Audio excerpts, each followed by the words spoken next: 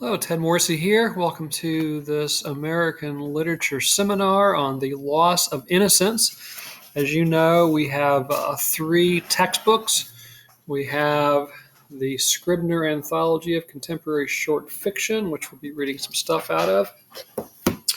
We also have Russell Banks' novel Rule of the Bone and the classic To Kill a Mockingbird by Harper Lee. Probably a lot of us have read this already. It's kind of a standard high school text. That's where a lot of people run into it.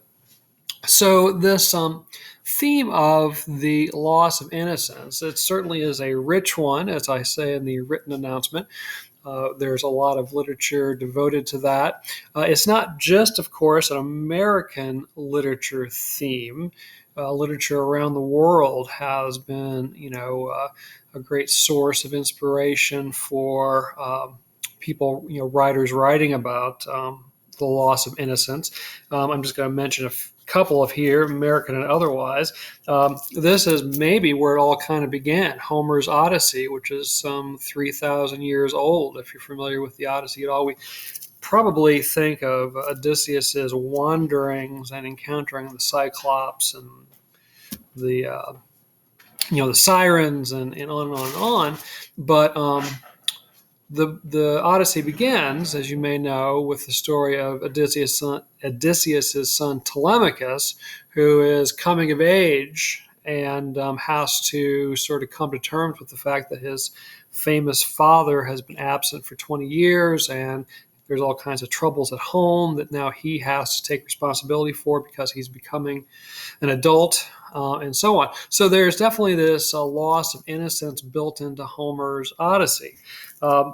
Probably the American novel that is as well known as any in terms of the loss of innocence is The Adventures of Huckleberry Finn, which you probably have some familiarity with, even if you haven't read it yourself. You at least kind of know the story of Huck Finn, who takes off and has his adventures as a young boy, as he sort of becomes more aware of the world around him and has to make some very difficult decisions and so forth. Right? In fact, Russell Banks's Rule of the Bone. Many people have compared to Adventures of Huckleberry Finn. So as you read that, if you are familiar with Huckleberry Finn, maybe you can make your own decisions there about whether you think those parallels are fair. Just a couple of other examples. I just pulled off my bookcase here behind me. Ernest Hemingway's A Farewell to Arms, about a young soldier who is wounded and falls in love and learned a lot of things about the world through his experiences in the Italian War, right? So also a classic. Much more recent, and a book I taught in a humanities course at a local college just a couple of years ago is Beasts of No Nation by the American author Uzodimna Awila, who writes, though, about a young man in Africa who, through Revolutionary War, learns about the world and about himself. So in that way, very similar to A Farewell to Arms, except set completely different time period and in different physical setting as well.